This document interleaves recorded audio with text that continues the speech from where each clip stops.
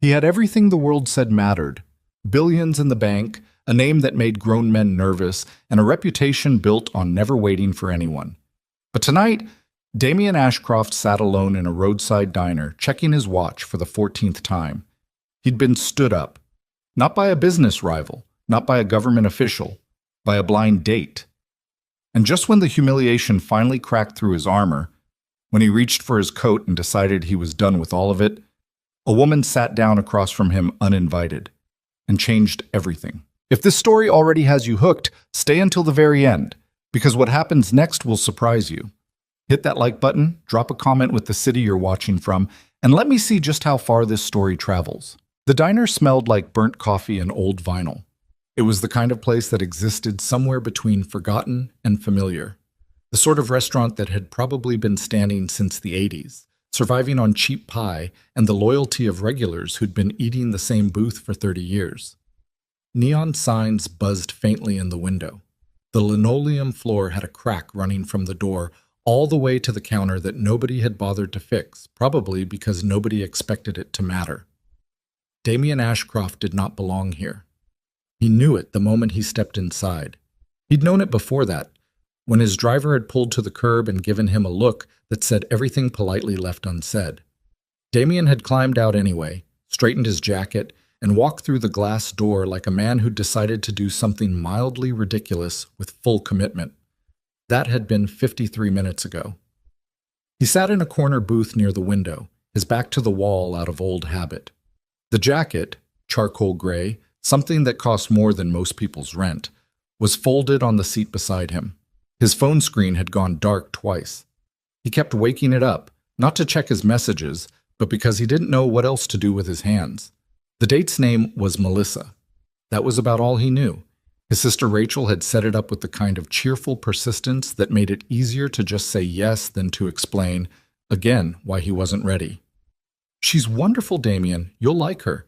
Just one dinner. What's the worst that can happen?" He now had a very clear answer to that question.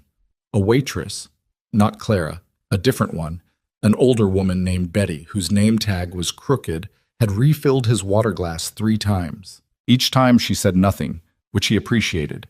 But the third time she'd set the glass down a little harder than necessary and given him a look that was equal parts pity and impatience, which he did not appreciate.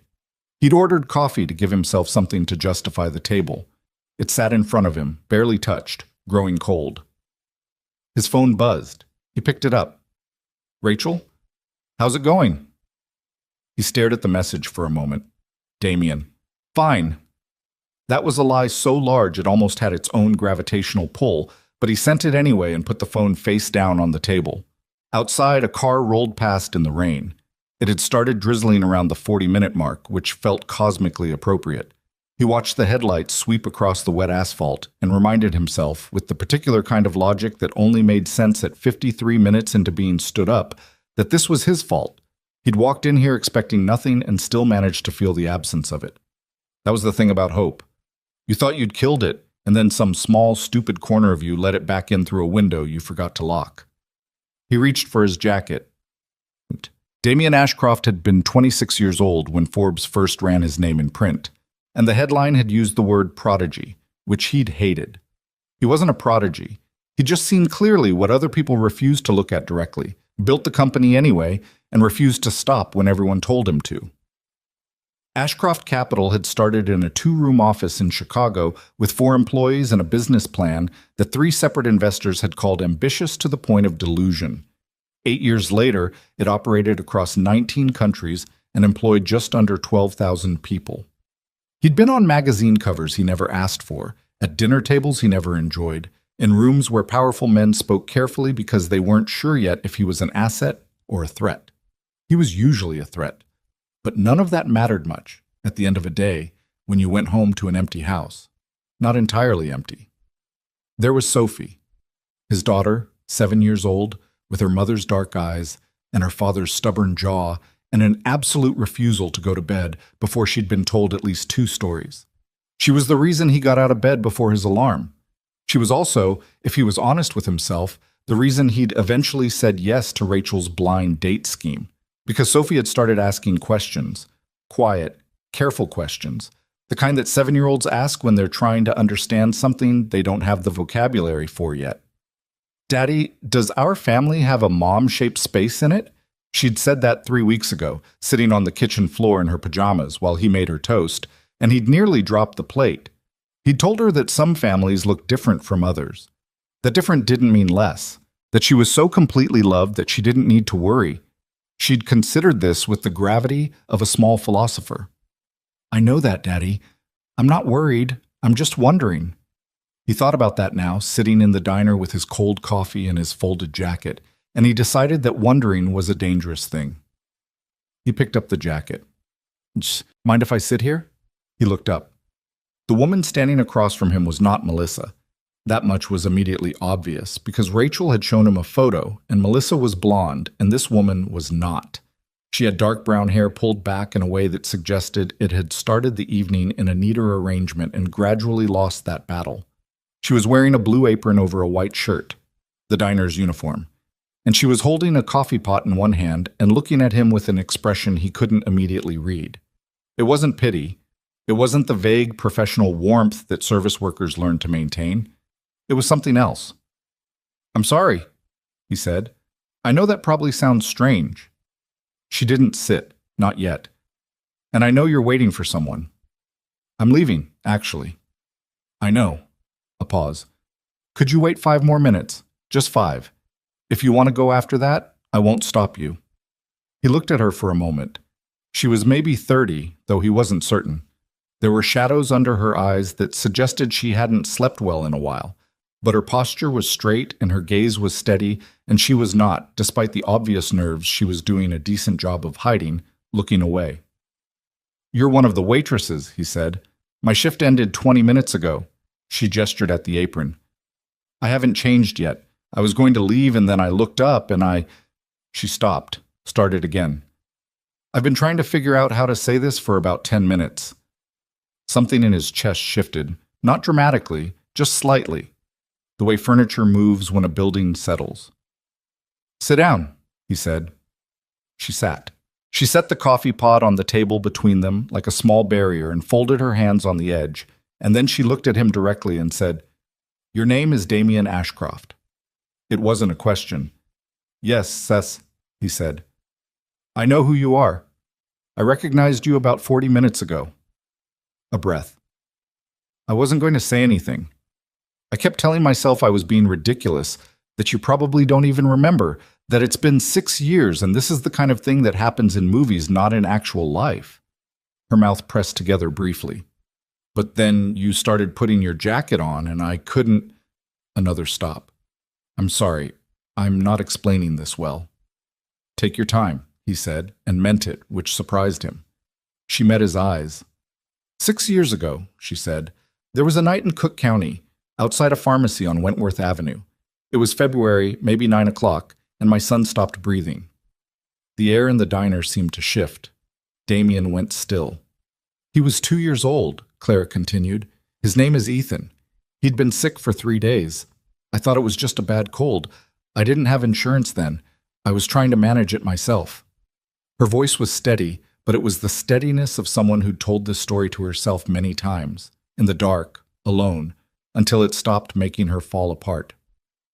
He got worse so fast. I grabbed him and ran out the door. I didn't have a car. I was going to call 911 from the street. She paused. He waited. You were there, she said. You came around the corner and I was screaming and you stopped.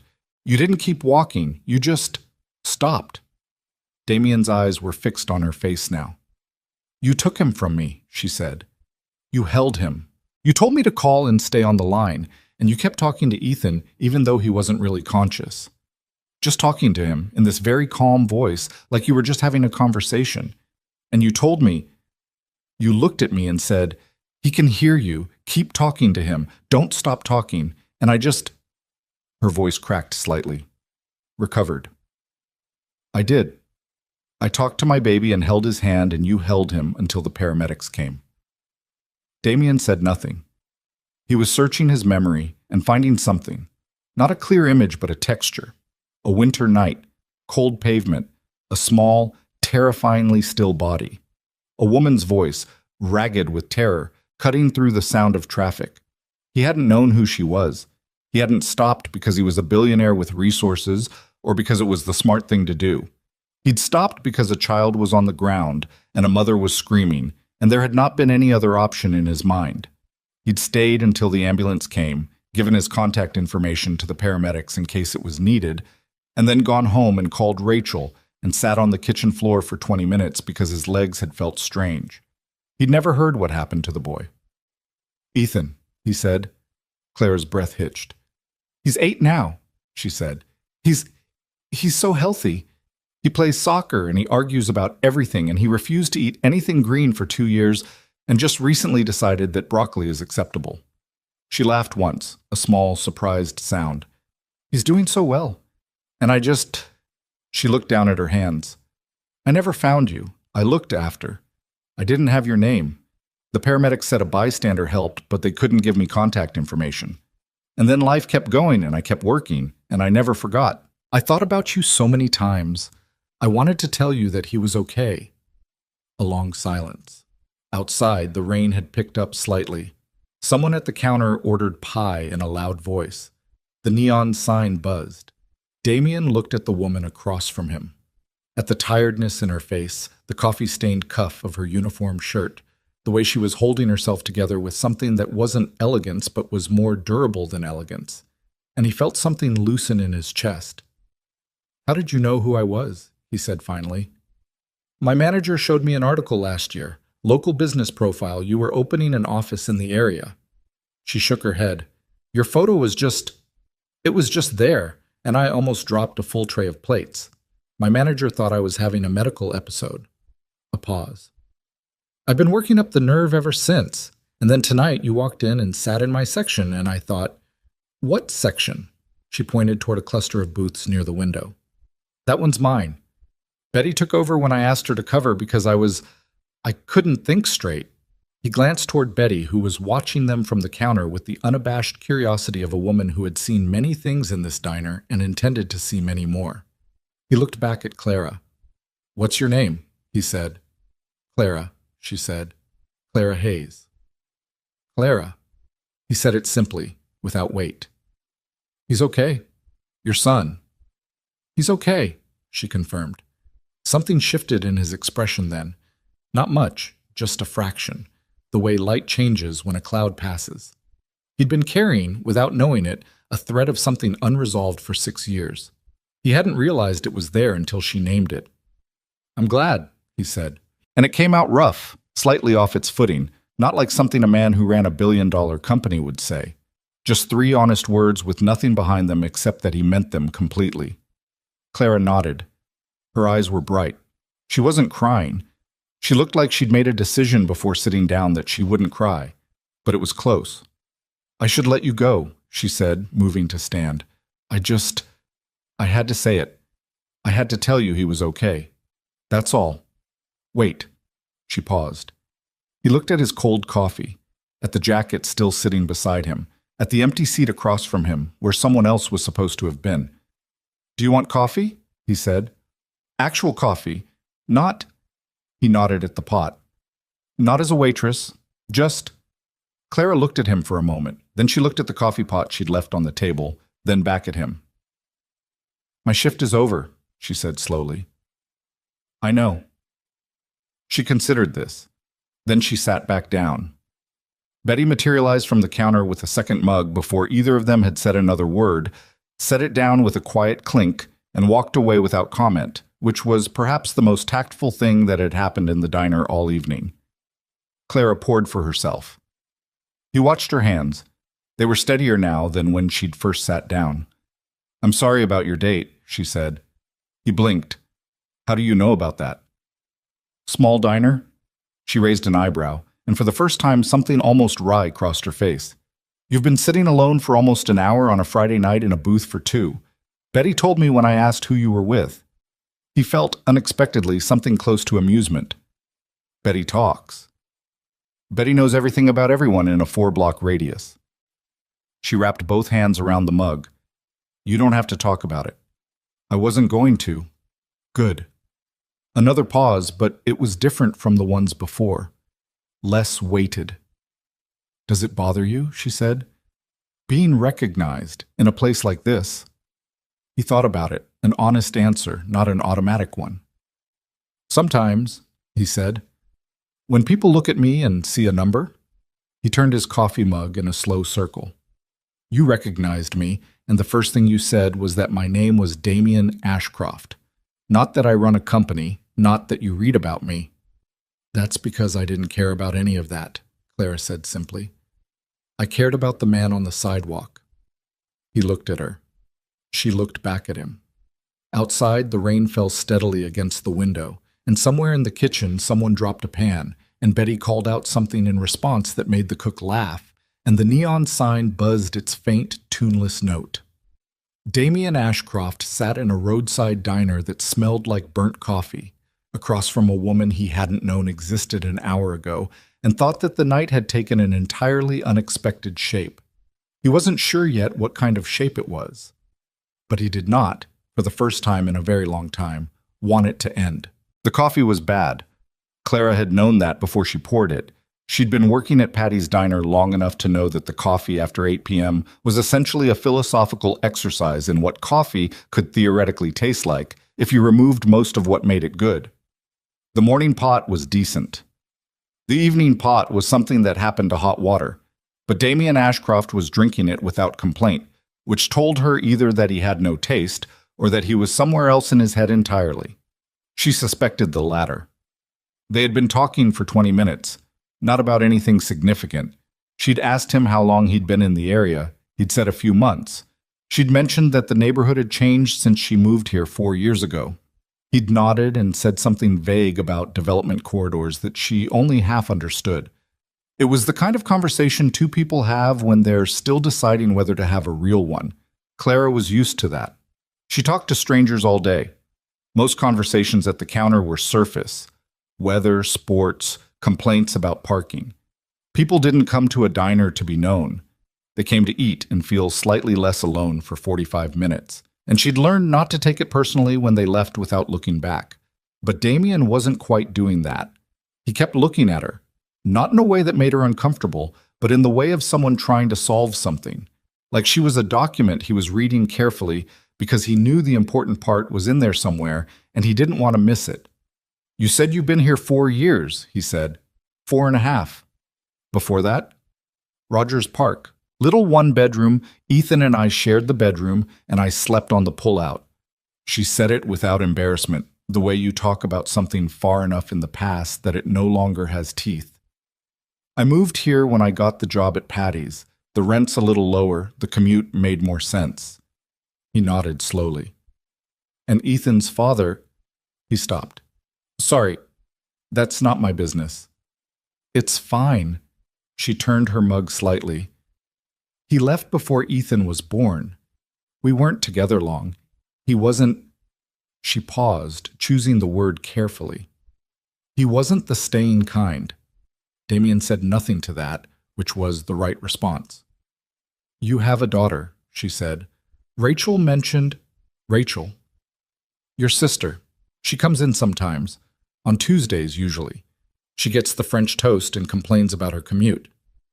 Clara watched his face shift into something between surprise and amusement. She talks. More than Betty, even. That is medically impressive, he said. She mentioned you a few months ago, said she had a brother who worked too much and needed someone to make him eat a real meal occasionally. A small pause. I didn't put it together until tonight. She never said your name. Damien was quiet for a moment, looking at the table. She set up the blind date. I figured. She means well. I'm sure she does. He turned his coffee mug the same slow way he'd been doing. Clockwise, a quarter turn, back again. Some kind of thinking habit. She found herself watching it. Sophie's 7, he said. My daughter. His voice changed when he said her name. Not softer, exactly, but more careful, like handling something he was aware could break. She wants a dog. I keep telling her our schedule doesn't work for a dog. She keeps looking at me like I've said something in a foreign language. Clara laughed. A real one, not a courtesy laugh. Ethan went through a phase where he was convinced I was the only mother in America who wouldn't let him have a hamster. What happened? I got him a hamster. She shook her head. I lasted 3 weeks before I admitted I was more attached to it than he was. The hamster is named Professor Whiskers, and he currently lives in a very elaborate cage that Ethan has completely lost interest in. You still take care of it? Every single day. She said it with the mild exasperation of someone who had made a decision and was at peace with the consequences, even while complaining about them. He's actually a pretty good hamster. Minds his own business. Damien was smiling. Not a full smile. Something smaller and less practiced. Like a smile that happened before he could stop it. It changed his face completely. She noticed that and looked back at her coffee. At some point, Betty had brought pie without being asked. Cherry, 2 plates, like she'd decided this was happening whether they ordered it or not. Claire had started to say something and Betty had simply walked away, immune to objection. Does she do that often? Damien asked. When she thinks a table needs it. Clara picked up a fork. She's been here 22 years. She has opinions about what people need. He looked at the pie with the expression of a man who hadn't eaten since noon and was only now realizing it. He picked up his fork. They ate in silence for a moment. Not uncomfortable silence, just the quiet of 2 people who had run out of the obligation to fill space and were doing something ordinary instead. Then Damien said, Tell me about that night, if you want to. She looked at him. The real version, he said, not just the summary. Claire set her fork down. She hadn't talked about it in a long time. Not the full version, not the parts that were ugly and frightening and made her feel, even now, the particular cold that had nothing to do with temperature. She told the story at its edges, for necessary purposes. Medical forms. A counselor she'd seen twice before she couldn't afford to keep going.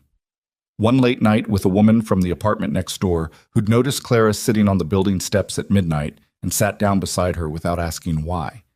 But she hadn't told it whole to someone who actually wanted to hear it. She wasn't entirely sure why she decided to now. Maybe it was that he'd asked quietly, without pity, without the brace people sometimes put in their face before a sad story like they're preparing to perform compassion. He just asked, like he actually wanted to know.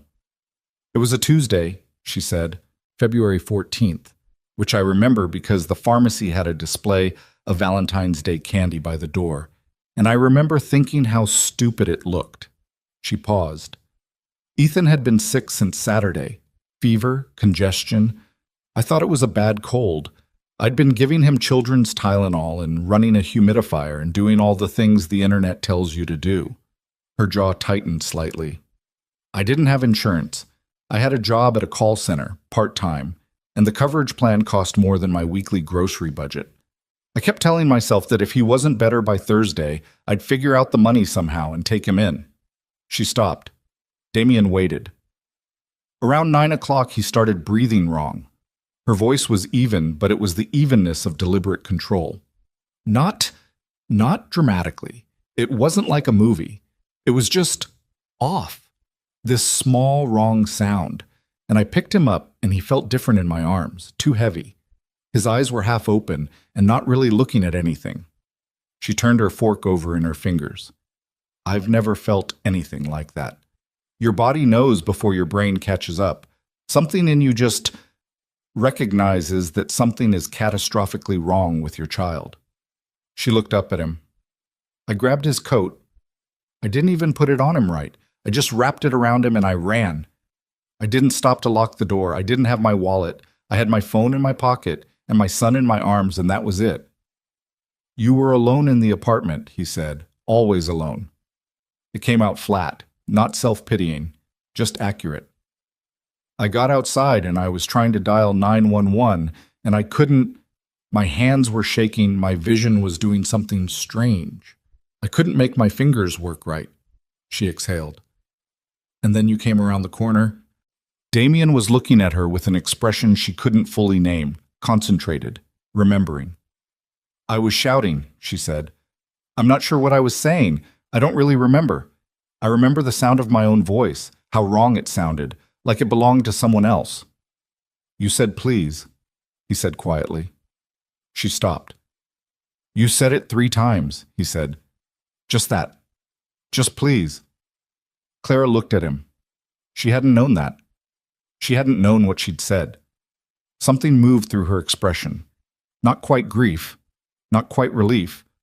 Something that sat in the space between them without a clean name. I saw you from about half a block, he said. He was looking at the table now, not at her, finding the memory by feel. I'd been at a meeting that ran long. I was walking back to my car because parking was impossible that night. I heard you and I... He shook his head.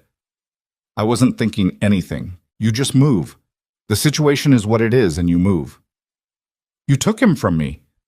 You were shaking too hard to hold the phone and him at the same time. He said it without judgment. I took him because it made practical sense. I had 2 free hands. You talked to him, she said, the whole time. Even when he wasn't responding, you just kept talking to him. Damien was quiet for a moment.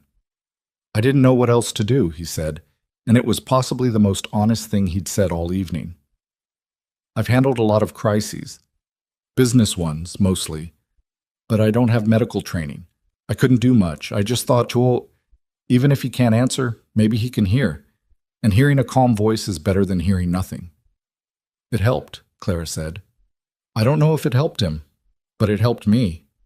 Good, he said, again, that same rough simplicity. No performance attached.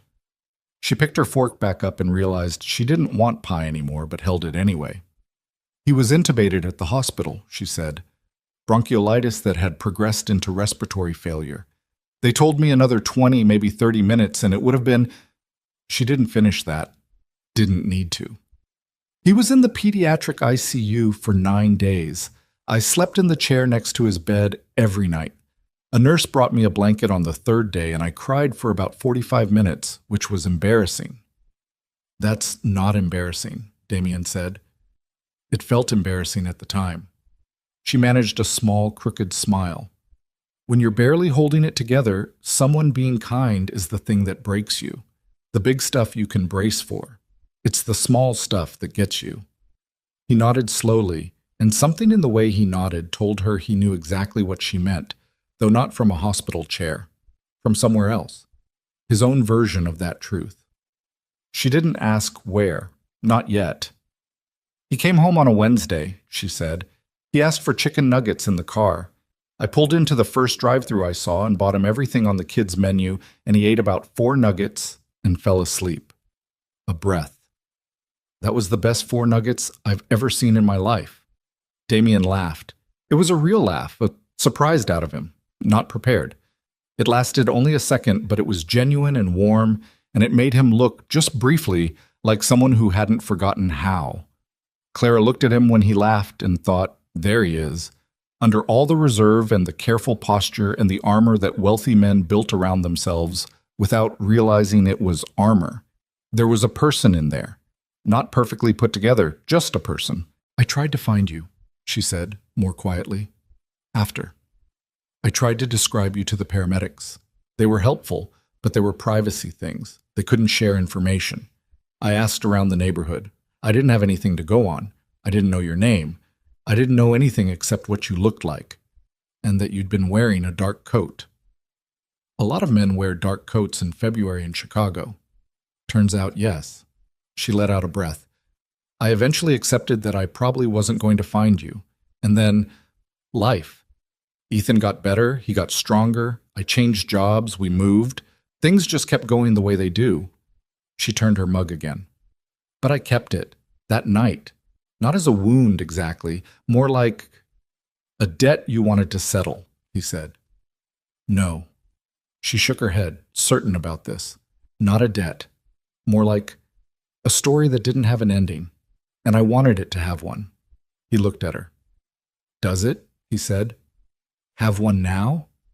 She considered the question seriously, the way it deserved. I think, she said slowly, I thought that if I found you and told you Ethan was okay, it would feel like a chapter closing, neat and finished. She paused. It doesn't feel like that. What does it feel like? She met his eyes. I'm not sure yet, she said honestly.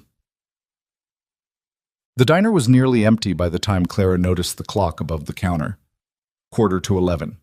She had a 7 a.m. shift, and Ethan was at her neighbor Mrs. Kowalski's apartment, which meant she owed Mrs. Kowalski approximately one home-cooked meal and 2 hours of listening to stories about Mrs. Kowalski's sister in Tucson. "I have to go," she said, and started to slide out of the booth. "Of course." Damien moved immediately to stand, which she hadn't expected. That particular automatic politeness that some men had, and most didn't bother with anymore. She picked up her apron from where she'd draped it across the back of the seat. "Thank you," she said, "for staying and for listening. You didn't have to." "I know." She hesitated. There was something unfinished in the air. Not dramatic. Nothing in the evening had been dramatic exactly, which was strange given its contents, but something sitting there between them that neither of them was naming. She didn't name it. "Your sister," she said instead. "Rachel. If you see her before Tuesday, don't tell her I told you she comes in for French toast." "She'd die of embarrassment," he agreed, and said it with the ease of someone who had been embarrassing and being embarrassed by this person his entire life. Clara smiled, picked up her bag. She was 3 steps toward the door when he said her name. "Clara." She turned. He was standing by the booth, jacket in hand, and he looked, in the bad light of the diner, with the neon buzzing behind him and Betty pretending very unconvincingly to wipe down the counter, like someone who had something to say and wasn't quite sure he was going to say it. He said it anyway. "I'm glad you sat down." She looked at him for a moment. "So am I," she said. She pushed through the door into the damp night air, and she didn't look back, but she was almost certain she heard him exhale, long and slow, like something he'd been holding on to for a while. She pulled her jacket tighter and walked to her car and sat in the driver's seat without starting it for a full 2 minutes. Then she started it, pulled out onto the wet road, and drove home to her son. She told Ethan the next morning. Not everything. He was 8 years old and some things were for adults to carry. But she sat at the kitchen table across from him while he ate his cereal. Methodically, Ethan always ate cereal by separating the different pieces into sections, a habit that made no sense and that she found quietly unbearable and completely endearing. And she said, "You know that story I told you about the man who helped us when you were little?" Ethan looked up. His spoon paused. "The one from the sidewalk," he said. "I found him." The spoon stayed paused. "You did?" "Last night. He was at the diner where I work." She kept her voice easy, watching his face. Ethan processed things slowly and deeply. He was the kind of kid who would ask one question, then be quiet for a week, then come back with 17 follow-ups that revealed he'd been thinking about nothing else. "Is he nice?" Ethan said. "He seems like it." Ethan looked back at his cereal, separated a few pieces. "Did you say thank you?" he said. "For me?" Clara felt something press behind her sternum. "Not exactly," she said, "but you could say it yourself someday, if you wanted." Ethan thought about this with the seriousness he brought to most things. "Okay," he said. He ate another spoonful of cereal. "Mom." "Yeah?" Professor Whiskers was running his wheel at 3 a.m. again. The moment shifted, the way moments with 8-year-olds always did, from wait to logistics without transition or apology. "I know," Claire said. "I heard." "Maybe he has insomnia." "Maybe," she said. She got up and poured herself more coffee and stood at the kitchen counter and thought about a man who turned his coffee mug in slow circles and had a daughter who wanted a dog and a laugh he kept like it was something he couldn't afford to spend too easily. She thought about that for longer than she intended. Then Ethan called from the table, "Mom, did we buy more orange juice?" And she turned back to the morning, which had its own demands and did not wait for anyone to finish thinking. 3 days passed before Clara admitted to herself that she was waiting, not consciously. She wasn't standing by the window or checking her phone, but there was a quality to her attention during her shifts, a small, persistent alertness near the door, that she recognized as waiting, once she was honest enough to name it. Damien didn't come back. By Thursday, she told herself this was completely fine. By Friday, she told herself she hadn't expected anything different. By Saturday, she was refilling the napkin dispensers with more force than the napkin dispensers required, and Betty gave her a single look from across the diner that communicated, without a single word, that Betty was aware of exactly what was happening and had opinions about it. "Don't," Clara said. "I didn't say anything," Betty said. "You were about to." Betty placed both hands flat on the counter with the authority of a woman who had been having these conversations for 22 years. "I was going to say that the napkins aren't going anywhere." "Right. And that the man left his umbrella." Clara looked up. Betty reached under the counter and produced a black umbrella, compact and expensive looking, the kind with the automatic mechanism. She set it on the counter between them. "He put his jacket on and walked out and left it on the seat," Betty said. "Friday night. I've been waiting to see what you wanted to do about it." Clara stared at the umbrella. It was a very ordinary umbrella. It said nothing and implied everything. "I'll hold on to it," Clara said. Said Betty, which was not agreement or disagreement, but something that contained both. Upset. She held on to it for 9 days. During those 9 days, life continued at its usual pace, which was to say, relentlessly and without sympathy for anyone who wanted a moment to think. Ethan had a school project on ecosystems that required 3 poster boards, 2 trips to the craft store, and 1 significant argument about whether a hamster counted as part of an ecosystem, which Clara ruled it did not, which Ethan appealed and lost. Mrs. Kowalski's radiator made a new sound that warranted a maintenance request. The diner had 2 sick calls in 1 week, and Clara picked up the extra shifts because she needed the money and because being busy kept her from noticing that she was doing the things she'd told herself she wasn't doing. She found his office address on the 2nd day, which she did not do on purpose. She'd been looking up something about Ashcroft Capital for reasons she couldn't entirely justify, and the address was just there on the company website, clean and clear and approximately 12 minutes from the diner. She did not go. She thought about going. She thought about not going. She thought about what it would look like, a waitress walking into a corporate office building holding an umbrella that cost more than her electric bill, asking for the billionaire who used to sit in her section. She thought about what she would say if she got past the lobby. She thought about what his face had looked like when he laughed. She did not go. And then on the 9th day, Ethan asked again. He asked it the way he asked most things, sideways, at an unexpected moment, without preamble. They were in the car, coming home from soccer practice, and Ethan was looking out the window with the mud-streaked expression of a boy who'd taken a bad slide tackle and was quietly proud of it. "Mom," he said. The man from the sidewalk. She kept her eyes on the road. "What about him?" "You said I could say thank you someday if I wanted." "I said that." "I want to," Ethan said. "Do you know where he is?" Clara's hands were steady on the wheel. "I have a general idea," she said. Ethan nodded once, satisfied with this as a beginning, and went back to looking out the window. And that was how it was decided. She told herself, on the elevator ride up, that she had not dressed for this. She'd worn what she always wore on a day off. Dark jeans, a blue top that was her second best because her best had a coffee stain she hadn't gotten out yet, a jacket she'd bought on sale 2 winters ago. She'd told Ethan to wear something that didn't have grass stains on it, and he'd produced a navy blue shirt with a collar that he complained about for the entire car ride but was wearing anyway. The Ashcroft Capital offices were on the 23rd floor of a building downtown that had a lobby with the kind of quiet that cost money to maintain.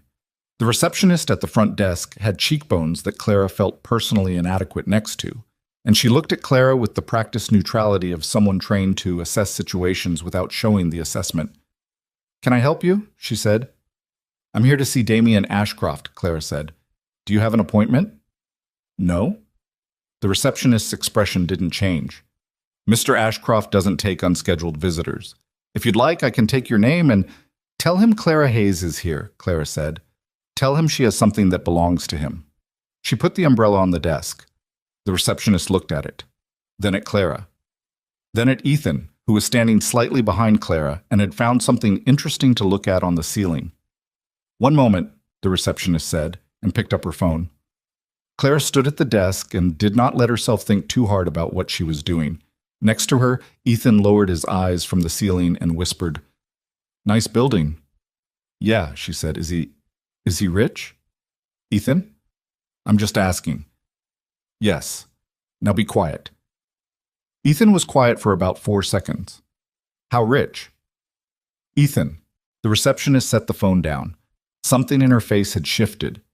Still professional, still composed, but the assessment had come back with different results. Mr. Ashcroft will see you, she said. His assistant will take you up. The office was corner-facing, which Clara knew meant something in buildings like this. Floor-to-ceiling windows on two sides, a city that sprawled gray and enormous in the afternoon light. The furniture was good, not showy, just good, the kind of quality that announced itself by not needing to announce itself. Damien was standing when she came in, not behind the desk. Beside it, with his jacket on and his hands in his pockets, and he looked, for one unguarded second before he reorganized, like a man who had not expected this, and was not sure whether he was relieved or alarmed. She decided alarmed was probably accurate, and found that she didn't mind. "Clara," he said. "You left this," she said, and held out the umbrella. He looked at it. "I did," he said. "It's been 9 days." "I know." "I thought maybe you'd come back for it." A pause. He knew exactly what she was saying, and she knew he knew, and neither of them pretended otherwise. "I wasn't sure that was a good idea," he said finally. She held on to the umbrella for a moment longer, then set it on the edge of his desk. "This is Ethan," she said. Damien's attention shifted, and something changed in his face when he looked at the boy. Not the guarded, careful look he gave adults. Something more open and less defended. Ethan stepped forward. He was 8 years old, still a little mud-scuffed at the knees despite the clean shirt, and he stood with his hands clasped in front of him in the way Clara recognized as his formal posture, the one he used for school presentations and for talking to adults he considered important. He looked at Damien Ashcroft. Damien looked at him. For a moment, neither of them said anything, and Clara, watching from slightly off to the side, felt the strange compression of time that happened sometimes when a moment folded two different parts of the past into the same point. "My name's Ethan," the boy said. His voice was steadier than Clara expected. "You probably don't remember me." "I remember," Damien said quietly. Ethan processed this. "You were really calm," he said. "I was small, but I remember there was a voice that was really calm. Mom said it was you." Damien crouched down, just dropped to one knee on the office floor, no hesitation, so that he was at Ethan's level. And the gesture was so natural and so completely at odds with the expensive office around him that Clara had to look away for a second. "You scared me a little, Damien told him. "I just didn't want to show it." Ethan considered this with the gravity he brought to important information. "That's what Mom does," he said. "She's scared a lot, but she doesn't show it so I don't get more scared. She's good at that." "Yeah." Ethan nodded. Then, "I wanted to say thank you for helping us. I know you didn't have to." Damien looked at the boy. Something happened in his expression, not breaking exactly, but something close to it, the way ice doesn't shatter but cracks in a single line from edge to edge. "Thank you for coming to tell me," he said. "It matters more than you know." Ethan extended his hand. Damien shook it, 8-year-old hand in his, seriously and without condescension. Then Ethan turned and looked at the window. "You can see really far from up here," he said, in the complete non-sequitur way of children who have said the important thing and are now ready to move on. "You can," Damien said, standing. "Can you see the diner where my mom works?" "Probably not. It's on the south side." "Oh." Ethan considered this. "Can I look anyway?" Damien looked at Clara. Clara gave him the look of a woman who had raised this child for 8 years and knew that the most efficient path was usually to just let him look. "Go ahead," Damien said. Ethan went to the window and pressed both hands flat against the glass and looked out at the city with the focused attention of someone conducting a serious survey. Damien straightened up and turned to Clara, and they were standing approximately 4 feet apart in the quiet of the office with the boy at the window, and the distance felt like something that had been a decision. "You came," he said, low. Not for Ethan. "You left your umbrella," she said. Clara. I know you weren't coming back, she said, keeping her voice even. I know you talked yourself out of it. I don't know exactly what you said to yourself, but I can guess the shape of it. His jaw tightened slightly. I'm not going to pretend I understand your life, she said. I don't. I know you have things I don't know about, and I know one dinner, if you can even call it that, it was terrible coffee and pie we didn't really eat. Doesn't mean anything has to happen next. She paused. But I wanted you to meet him, and I wanted you to know that we both know where you are now, so that the next time you think about talking yourself out of something, you know that you're not just talking yourself out of an umbrella. He was looking at her with that same careful, reading something important look he'd had in the diner.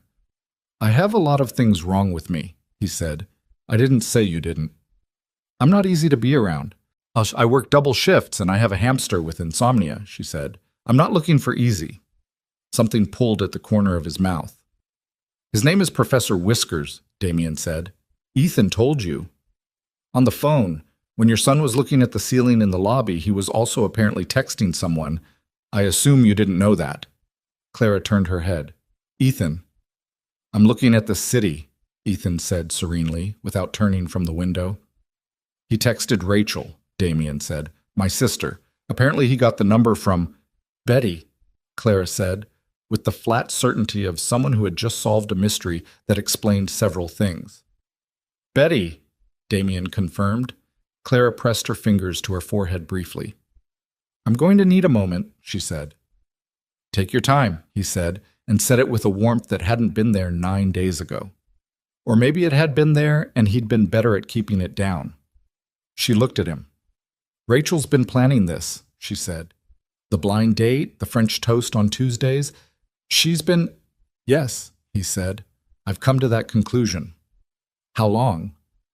Long enough that she probably had a backup plan when Melissa didn't show up. He paused. I'm starting to think Melissa not showing up may not have been entirely accidental. Clara stared at him. Your sister, she said slowly, staged a failed blind date to get you to sit alone in a diner where I work, and then coordinated with my son and Betty to manufacture a reunion in your office. That's my current working theory. That is the most... She stopped, started again. I don't know whether to be furious or impressed. In my experience with Rachel, those two feelings are very hard to separate. Clara laughed. It came out slightly disbelieving, caught between genuinely funny and completely absurd, which was exactly what the situation was. Ethan turned from the window. Are we going to stay? He asked. Clara looked at Damien. Damien looked at Clara. Are you hungry? Damien said to both of them, but mostly to the boy. Knee on his office floor to look her son in the eye. Okay, she said. Okay, Ethan agreed, already moving toward the door with the efficiency of a child who had been promised food. Damien reached for his jacket on the back of the chair, and then he picked up the umbrella from the edge of his desk. He held it out to her. It might rain, he said. She looked at the umbrella, then at him. She took it. They ate at the restaurant downstairs, which was not terrible, which turned out to be Damien's way of saying it had tablecloths and a breadbasket. Ethan ate more bread than Clara thought was physiologically possible for an 8-year-old and talked for 20 minutes about his ecosystem project and the ongoing injustice of Professor Whiskers being excluded from it. Damien asked questions, real ones, not the polite noise adults made around children, and Ethan answered them with the specific pleasure of a child who wasn't being talked down to. Clara watched this happen and ate her pasta and didn't say much because she didn't need to. It was Damien she was watching mostly. He was different around Ethan, less armored. The carefulness he kept in his face in adult conversation loosened slightly in the presence of a child who said exactly what he meant and expected the same in return. He made one joke, dry, almost too dry for an 8-year-old. And Ethan got it 2 seconds late, then laughed with the delight of someone who'd understood a joke meant for someone older. After dinner, on the sidewalk, Ethan ran 3 steps ahead the way he always did, pulled into orbit around some point of interest on the curb. Damien and Clara walked slightly behind. It was a cool evening, cloud-heavy, the kind of sky that made the streetlights seem warmer than they were. He's a good kid, Damien said. He is. She meant it without the pride performance that parents sometimes added. Just a plain truth. He's a better person than me at 8. At 8, I was difficult. I don't believe that. You didn't know me at 8. What were you difficult about? Everything, she said. I was angry. My parents weren't. She shifted slightly. Home was complicated.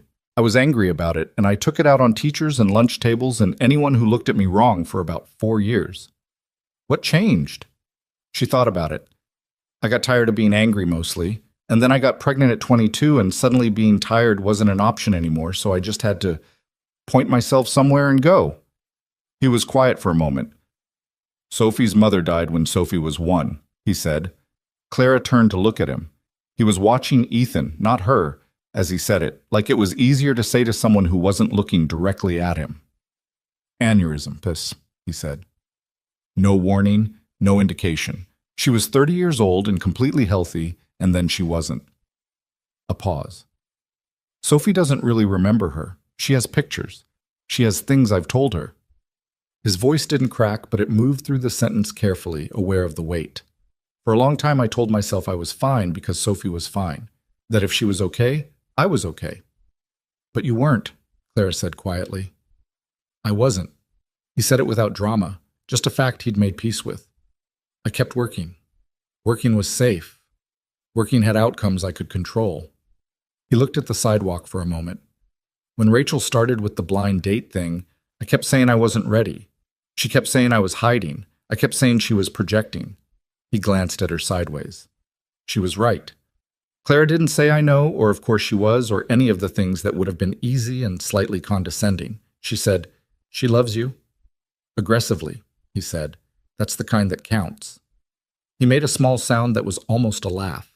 Ahead of them, Ethan had found a puddle of ambiguous depth and was considering it with the expression of a boy making a very bad decision. Ethan, Clara said, without raising her voice. He stepped around it, barely. Damien watched this with something in his expression that Clara couldn't name immediately. And then she could, because she recognized it. She'd felt it herself, watching Ethan sleep the week after the hospital. The specific, overwhelming fragility of being responsible for keeping something that mattered alive and safe in a world that didn't consult you about its plans. She'd felt it. She still felt it. She thought that Damien Ashcroft, with all of his billions and his corner office and his name in business publications, felt it too, every single day, over a little girl who wanted a dog and had her mother's eyes. She's going to ask to meet Ethan, Clara said. Sophie? He blinked. Probably. He appeared to search for the word. She has strong opinions about most things. So does Ethan. That should be catastrophic, probably, Clara said. Or they'll be best friends. It'll be one or the other. Damien looked at her. And for the first time that evening, maybe for the first time since she'd sat across from him in the diner, he didn't look like he was measuring the distance between himself and something he wanted. He just looked at her, directly, without the careful management he usually kept in place.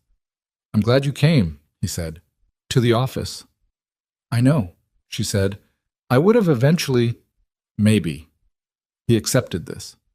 They walked in silence for half a block, Ethan orbiting them in widening and narrowing circles the way 8-year-olds did, and the city made its usual sounds around them, and the cloud-heavy sky sat over everything, and Clara held the umbrella she hadn't given back. It didn't rain, but she was glad she had it anyway. Sophie Ashcroft had her father's eyebrows. That was the first thing Clara noticed, those serious, slightly too heavy brows on a 7-year-old face that was otherwise all softness and curiosity. She had dark eyes that moved fast, cataloging everything in a room before she'd said a word, and she stood in the doorway of Damien's house on a Saturday afternoon in October with her arms crossed and her head tilted, looking at Clara and Ethan with the focused assessment of someone who had decided to form an opinion and was taking her time about it. Ethan looked back at her with equal seriousness. Neither of them spoke for approximately 4 seconds, which felt longer. Then Sophie said, "Is that your real hair color?" Ethan blinked. "Yeah." "It's brown." "I know. Mine's brown too, but lighter." She uncrossed her arms. "Do you like dogs?" "We have a hamster," Ethan said. "That's not what I asked." "I like dogs fine. We can't have one because of our apartment. Sophie processed this with a nod that suggested she found this answer acceptable, if disappointing. Then she stepped back from the doorway in a gesture that was clearly an invitation, and Ethan walked in, and just like that, the negotiation was over and the verdict had apparently been positive. Clara looked at Damien. Damien looked like a man who had been slightly terrified about this moment for 2 weeks and was now watching it resolve in 11 seconds. "She interrogates everyone," he said quietly. "Ethan's used to it," Clara said. "He interrogates back."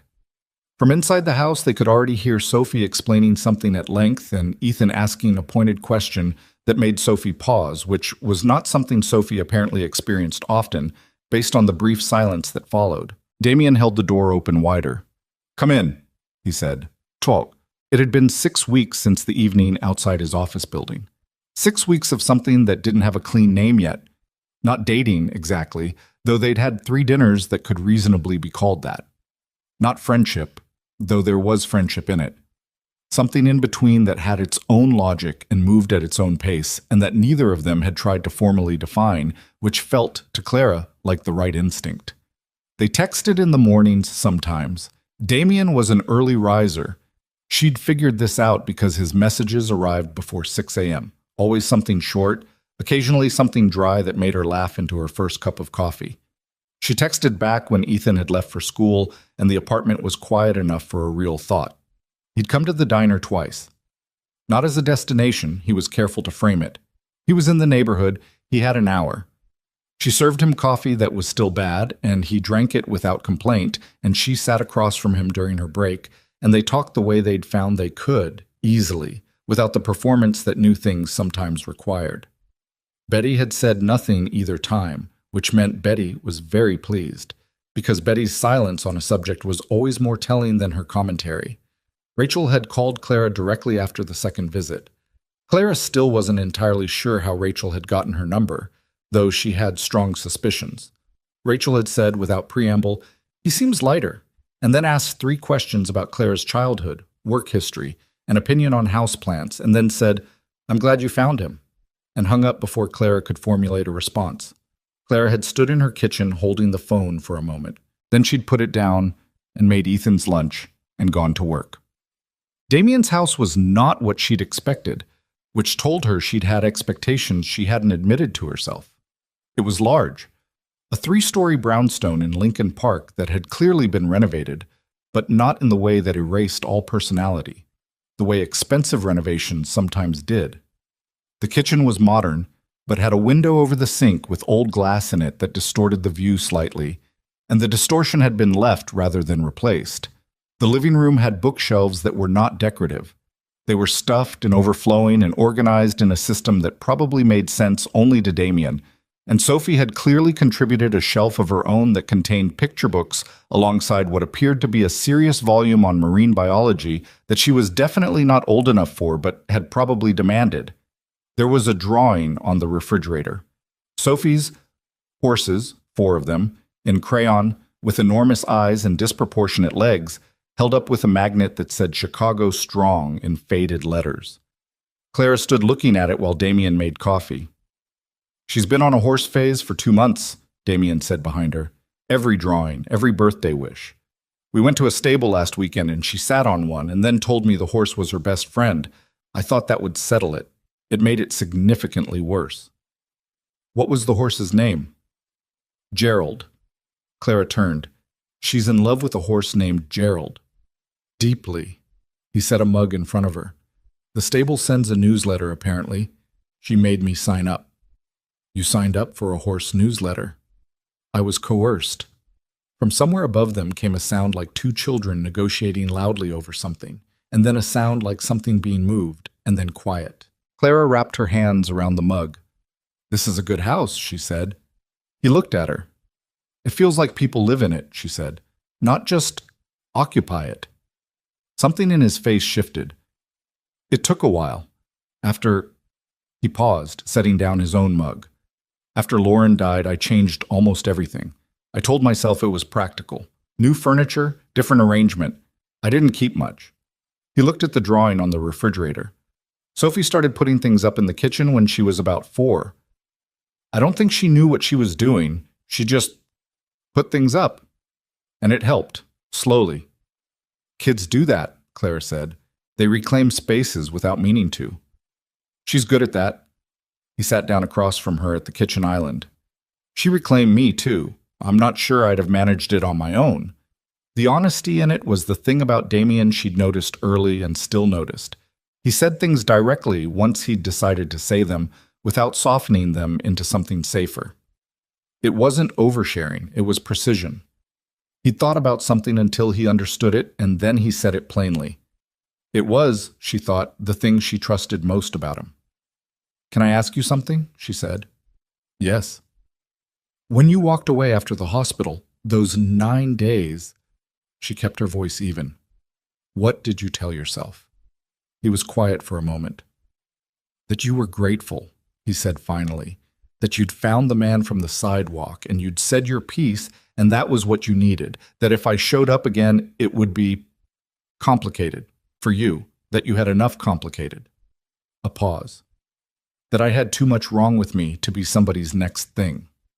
You said that to me. I'm saying it again." He met her eyes. "I'm saying it because it's still partially true. I'm not easy. I have a daughter who has complicated feelings about people coming into our life, because every person who comes in reminds her of a person who left. I travel. I disappear into work cycles and come out the other end 3 weeks later disoriented and not very pleasant to be around. The money is a thing, and I know it's a thing, and I never know if people see me or the number, and I know that's not your problem, but it makes me—" He stopped. "Careful." "I know," she said. "I'm telling you so you know what you're walking into." "Damien." She said it firmly enough that he stopped. "I raised a kid alone with no help and no insurance in a one-bedroom apartment. I have had complicated. I have been complicated. I am not walking in anywhere thinking this is uncomplicated." She looked at him directly. "I'm walking in because I want to. Because Ethan asked about you 3 days after the office visit, which he has never done about any person I've introduced him to. Because Betty told me this morning, without me asking, that she's never seen me look less miserable on a Friday night than I did the night you left your umbrella." He stared at her. "Betty said that?" he said. "Betty says a lot of things." "She said you looked less miserable." It was a compliment, by Betty's standards. She lifted her mug. "The point stands." A long beat. Then, "I have to tell you something about Sophie," he said. "Something she said." "Okay." He turned his coffee mug the slow quarter circle she recognized by now as his thinking habit. 2 weeks ago, she asked me if Clara was a friend or a different kind of friend. I didn't answer directly. I said something vague about how people could be both. She looked at me for about 10 seconds. His expression was helpless in a way she rarely saw on him. Then she said, "Daddy, you look less tired lately. Is that because of Clara?" Clara's breath caught slightly. "She's 7, he said, "and she sees things." He looked at his mug. I said yes, because I'm trying not to lie to her about important things. Clara was quiet. "And?" she said. "And she nodded," he said, and went back to drawing Gerald. Clara laughed softly, the release of something that had been sitting tightly in her chest for a moment. Upstairs, the children had reached some kind of resolution. She could hear 2 distinct voices now in a rhythm that suggested they were playing rather than negotiating. She could hear Sophie explaining something with great authority, and Ethan responding with a question that complicated things in the way Ethan's questions always did. "They're going to be fine," Damien said. "They're going to be a disaster," Clara said, "in the best way." He looked at her. And then, without preamble or ceremony, he reached across the kitchen island and put his hand over hers. Not a gesture loaded with meaning, just a hand, warm and unhurried, saying something too direct for words. She turned her hand over beneath his. Neither of them said anything. The weeks after that were not a montage. They were Tuesday evenings that ran long because Sophie had a meltdown about a lost library book, and Damien couldn't find it, and texted Clara in a mild panic, and she walked him through the logical search pattern until they found it behind the radiator. They were a Saturday, when Clara had a double shift and Ethan spent the afternoon at Damien's, and she came to pick him up at 7 to find both children asleep in the living room in front of a nature documentary, neither of them had made it through. They were a morning when Damien arrived at Patty's before her shift started and sat at the counter and had the bad coffee without being asked. And when she came out of the back room in her uniform, he looked up at her with the specific look of a man who had gotten there early on purpose and wasn't going to explain it. They were also a fight.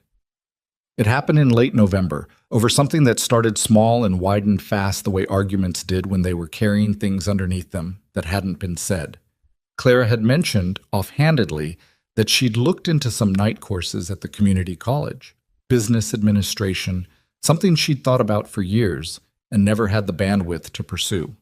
She'd mentioned it in the context of someday, vaguely, the way she mentioned most things she wanted but had learned not to want too loudly. Damien had said, without apparent thought, "I can help with that." She'd looked at him. "The cost," he said. "If that's the barrier, it's not a big deal."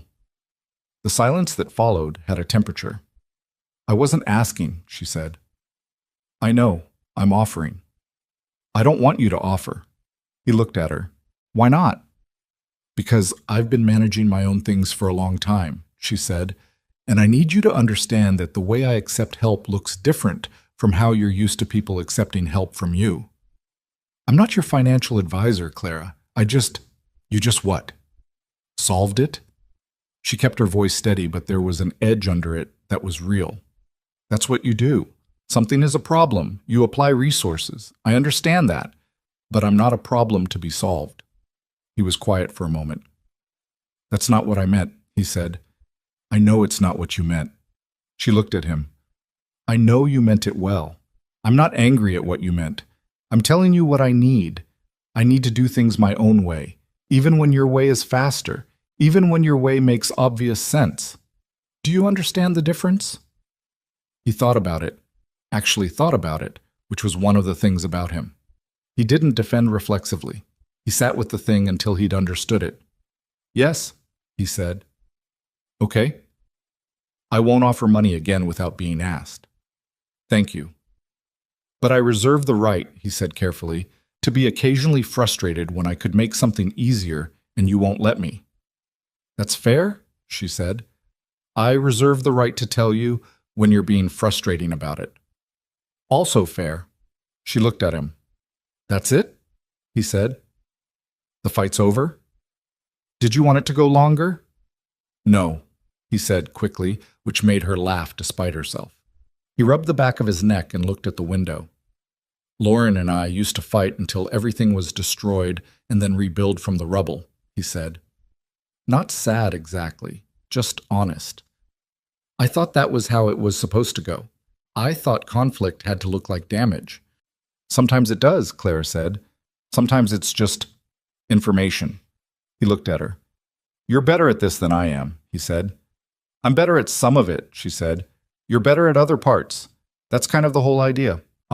December came and brought with it Sophie's school winter concert, which involved 17 second graders performing a song about snowflakes with varying degrees of enthusiasm.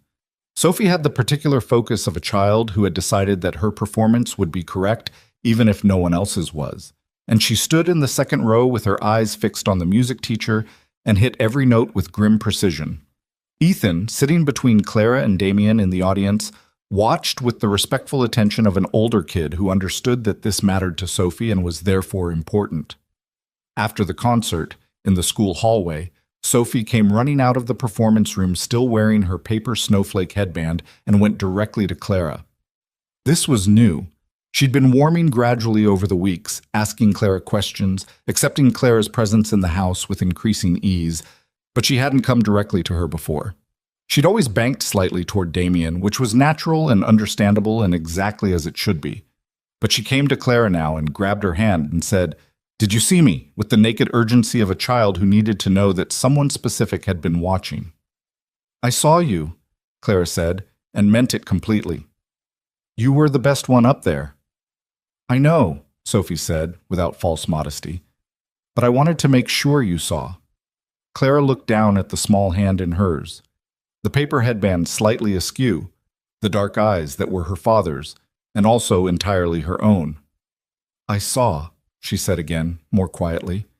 Sophie seemed satisfied by this. She kept hold of Clara's hand as they walked down the hallway toward the exit, and she talked the entire way about the girl in the front row who'd forgotten the second verse, and how Sophie had considered helping but decided it wasn't her place.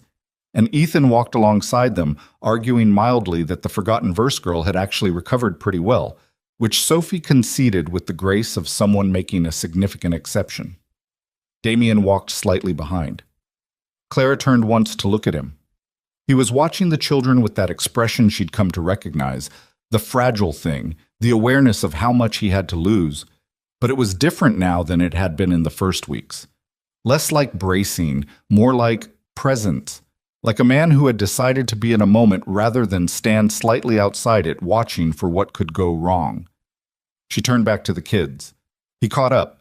He fell into step beside her, close enough that their shoulders were almost touching, and said nothing. And she said nothing, and the four of them walked out of the school into the cold December air, where their breath came out in small clouds, and Ethan immediately wanted to know if there was food because he was starving. "You're always starving," Sophie told him. "I'm a growing person," Ethan said with dignity. "There's a place around the corner," Damien said. "Burgers. Good ones." "Burgers are acceptable," Ethan announced. "Burgers are more than acceptable," Sophie said, which was her most enthusiastic register.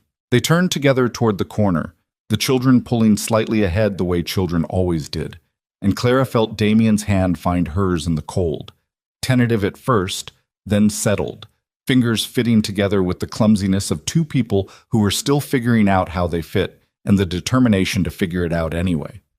She didn't say anything, neither did he.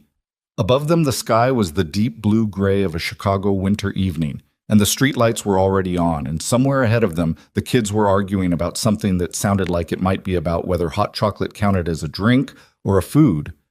It was loud and unresolved and not even slightly perfect. Clara held on. The proposal was not planned. Damien had planned to plan it. He'd thought about it the way he thought about most significant things. Methodically, with attention to variables. He'd had a loose idea involving a restaurant reservation, and something Rachel would probably call romantic, and he would call organized. He'd even looked at rings briefly, one afternoon in January, standing in a jewelry store on Michigan Avenue, with the specific discomfort of a man who knew how to close a $100 million deal and had no idea how to buy a piece of jewelry for a woman who he was fairly certain didn't want anything that announced itself too loudly. He'd left without buying anything. He told himself he needed more time to think about it. What he actually needed, though he didn't name it clearly until later, was to stop being afraid that if he made it real, it could be taken away. That was the thing about loving someone after loss. It wasn't that the love was smaller or more cautious by nature. It was that you knew, in the part of your body that keeps score of things your brain prefers not to acknowledge, exactly what the worst version of loss felt like. You knew the specific weight of it. And so sometimes, in the middle of something good, your body quietly sent up a signal. Careful, careful, careful. That had nothing to do with the present moment and everything to do with the one that had already passed. Damien knew this about himself by now. Clara had helped him know it, not by pointing it out directly, but by being the kind of person who didn't flinch when he went quiet, who didn't fill the silence with reassurance he hadn't asked for, who just stayed. Staying was the thing. He'd learned that from her without her saying it as a lesson. It happened on a Sunday in March, in Patty's diner. Not by design. He'd come in that morning because Sophie had a sleepover at a school friend's house, and the brownstone had been too quiet in the way that large, quiet houses got when the person who filled them with noise was temporarily elsewhere. He'd walked to the diner the way he sometimes walked there on weekend mornings now. Not because he needed coffee, the coffee was still objectively bad, but because it was 12 minutes from his house, and Clara's car was usually in the lot by 7:30. She was on the early shift, which meant she'd been there since 6. He could tell when he came in, not from anything she said, but from the particular efficiency of her movements, the way she worked when she was tired, focused, and no nonsense, covering the room without wasted steps. She brought him coffee without him asking. He sat in the corner booth. His booth, Betty had started calling it, without asking permission to do so, which he'd accepted because there was no productive response to Betty. "Sophie's at Maya's," he said when Clara paused at his table. I know. She texted Ethan about it last night. She refilled his water. Ethan's at Mrs. Kowalski's. She's teaching him to play chess. Is he any good? He beat her twice, but I think she let him. He's very confident about it. Damien smiled. He looked at her. The blue apron, the hair pulled back the same way it had been the first night, the small silver earrings she wore on shifts because they didn't get in the way. He'd been looking at her for 7 months in various lights and settings, and he still hadn't arrived at a place where it felt ordinary. He wasn't sure it was going to. I need to talk to you, he said. She looked at him over the coffee pot. That's never a relaxing sentence, she said. It's not bad. He put both hands flat on the table.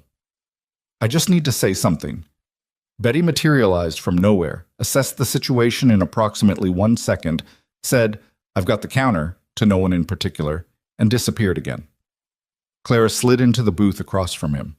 She set the coffee pot down. She looked at him. I was going to do this somewhere nicer, he said. A pause. Damien?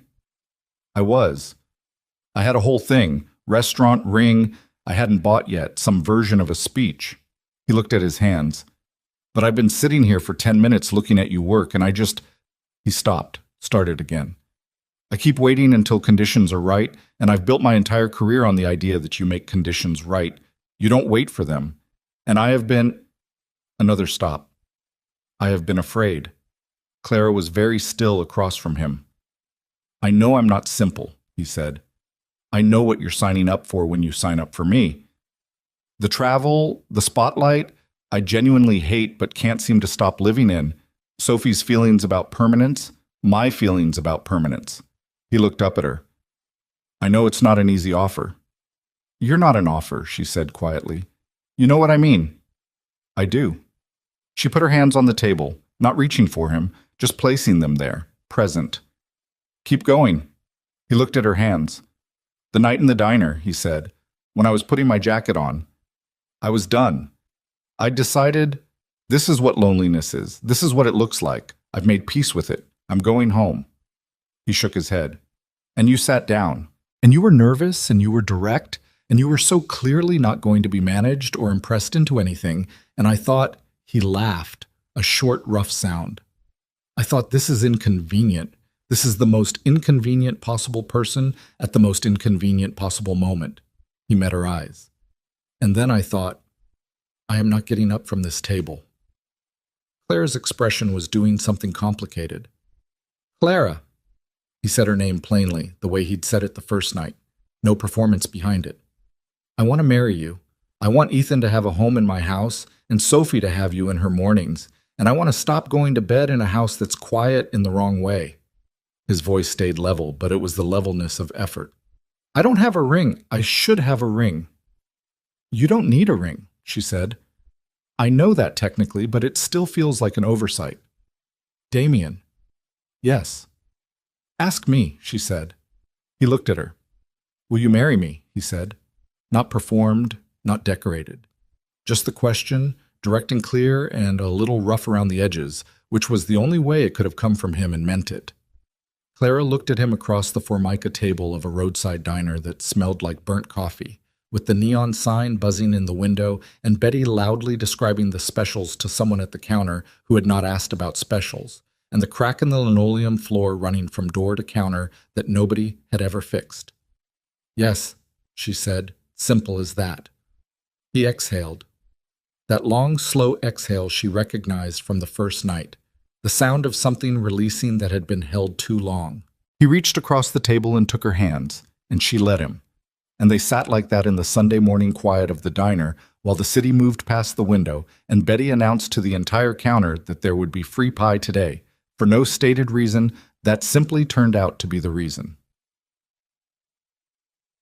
They told the children that afternoon. Sophie and Ethan were both retrieved from their respective locations and brought to the brownstone, and Damien and Clara sat them down in the living room with the focused seriousness of two adults who had thought carefully about this moment. Sophie sat cross-legged on the couch. Ethan sat next to her with his hands on his knees. They looked at the adults. We're getting married, Clara said. A silence. Sophie looked at Ethan. Ethan looked at Sophie. Some kind of communication passed between them. Not words, just the fast, silent language of two children who had spent enough time together to have developed their own shorthand.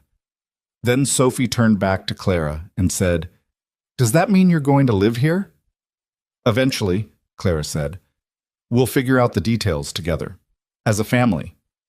Sophie processed this. "Can Professor Whiskers live here?" she said.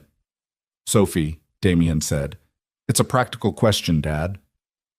"The hamster can live here," Clara said, because it was, in fact, a practical question, and it deserved an answer.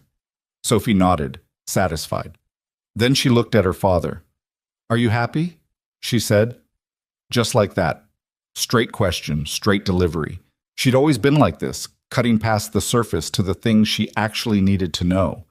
Damien looked at his daughter. "Yeah, Soph," he said. "I really am."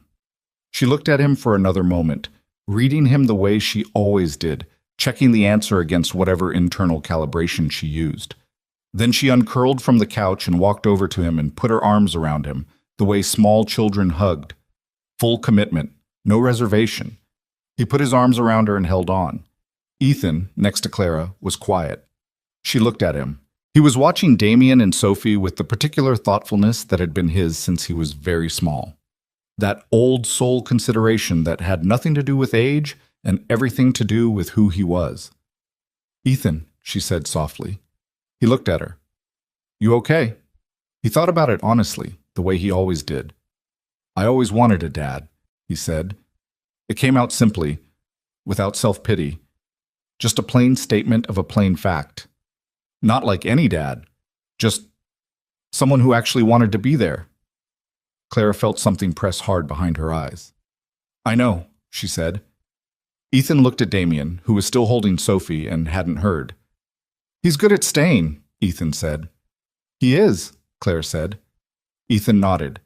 Then he leaned against her shoulder, which was his version of the same thing Sophie had just done. Smaller and quieter, but no less whole. Puss. They were married in October. The venue was not a ballroom, and it was not a rooftop, and it was not any of the places that a man with Damien's resources could easily have arranged. Rachel had suggested 3 alternatives with increasing elegance, and Damien had listened to all of them, and then one evening had looked at Clara over dinner and said, "Where do you actually want to do it?" And she had not hesitated. Patty's Diner closed for the first time in 11 years on a Saturday afternoon. Betty had argued against closing, not the event, the closing, because Betty felt strongly that the diner should remain operational at all times on principle, and had eventually been overruled by a combination of Damien, Clara, Rachel, and Ethan, who had made a surprisingly effective argument about capacity.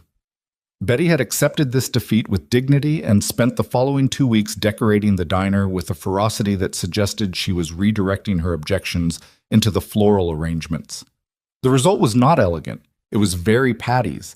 The neon sign was on. The crack in the linoleum was still there. The booths were the same vinyl they'd always been, now strung with small lights that Betty had sourced from somewhere and installed with the help of the dishwasher and a stepladder. There were flowers on every table, mismatched vases because Betty had refused to buy uniform ones, which turned out to be the right call. Someone had hung a string of photographs along the length of the counter, Clara and Ethan, Damien and Sophie, the 4 of them at the winter concert, at the burger place afterward, at a Saturday in the park in February, where everyone was cold and Ethan's hat was too big and Sophie was laughing at something with her whole face. The guest list was small, Rachel and her husband. A few of Clara's friends from the neighborhood, women who'd watched Ethan grow up and brought food when things were hard, and sat on building steps at midnight when sitting was what was needed. Some of Damien's colleagues who were also genuinely his friends, a smaller group than his professional world might suggest, because he'd always been careful about the difference. Mrs. Kowalski came in her good coat and sat in the front booth and wept from the moment Clara walked in, which she did not appear to find embarrassing. Clara walked in from the back hallway, which was the only available entrance for a ceremonial entrance in Patty's Diner, and the hallway smelled like industrial cleaner and pie, and it was maybe 20 feet long. Ethan walked beside her, not because anyone had asked him to, but because he'd decided he was going to, announced it 3 days before the wedding as a settled matter, and Clara had not argued. He was 14 now, taller than she'd thought he'd be at 14. He walked with his shoulders back and his hands at his sides, and he looked at the front of the room where Damien was standing, and something in his face was quiet and decided. Damien was looking at Clara. He always got that expression when he looked at her, that expression of a man who had not entirely planned to be here and was still daily, slightly astonished that he was. She didn't think it would go away. She didn't want it to. Sophie stood beside her father in a dress that she had chosen herself, dark blue with a small pattern, and her hair was done in 2 braids that she'd also insisted on herself and that had taken Rachel 45 minutes because Sophie had strong opinions about braid tension. She held a small bunch of flowers she'd picked from the arrangement on the nearest table approximately 3 minutes before the ceremony started, because Sophie did not wait for official permission when she had a practical idea. Ethan walked Clara to the front. He stopped. He looked at Damien. Damien looked at him. Some exchange passed between them. Not long, just a look, the kind that contained more than it showed. Ethan had spent 2 years learning what it was to have someone show up consistently. Not dramatically, not with grand gestures, but in the way that actually counted. The way of someone who came when they said they would, who remembered things, who sat on the floor and helped with homework and drove to soccer practice in rain and showed up even when showing up was inconvenient, especially then. Ethan put Claire's hand in Damien's. He did it deliberately, like it was a thing he'd decided to do and was doing it completely. Then he stepped back. Then he stepped back to stand on Damien's side. Damien looked at him when he did it, and his jaw moved slightly, that subtle thing that happened when he was keeping something controlled. "You're on my side?" Damien said, low. "Someone has to keep you in line," Ethan said, which was something he'd heard Betty say, which was not an accident. Damien looked at him for another second. "Thank you," he said, quietly, just to Ethan. Ethan nodded once and looked forward and stood straight. The officiant was a friend of Rachel's. The ceremony was short, which both Clara and Damien had specifically requested, because they were people who understood that the meaning of a thing didn't scale with its length. When Damien said, "I do," his voice was even, but his hand in Clara's was not entirely steady, which she noticed and said nothing about, because she understood that this was the whole of him, and she was not interested in the version with the rough parts removed. When Clara said it, Sophie made a small sound that was not crying, but was adjacent to it, and then looked at Ethan with an expression that clearly said, "I am not crying," and Ethan nodded very seriously and looked away, which was the kindest thing he could have done. Betty, from her position next to the counter, was crying without any apparent effort to conceal it, and also simultaneously arranging a pie display, because Betty contained multitudes. When it was done, when the short ceremony had reached its end, and Damien had kissed Clara once in the good plain way of someone who meant it rather than performing it, Sophie immediately said, "Can we eat now?" And the room laughed, and just like that, the sacred folded back into the ordinary, which was exactly where it belonged. There is a photograph from that afternoon that Clara keeps on the kitchen counter of the brownstone, which became her kitchen too the following February when the last of her boxes were unpacked and Ethan finally agreed that his room was acceptable, a negotiation that took 3 weeks and involved a significant discussion about shelving. In the photograph, Damien and Clara are at the center booth, their booth, the corner one where he waited alone on the loneliest night of his life, and the children are on either side of them. Sophie has a piece of pie in front of her that she is clearly mid-argument about sharing based on the expression.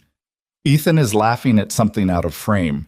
Damien is looking at Clara rather than the camera, the way he often looked at her, like someone who is still, even now, slightly astonished by the fact of her. Clara is looking directly at the camera. She is not performing a smile. She is just present.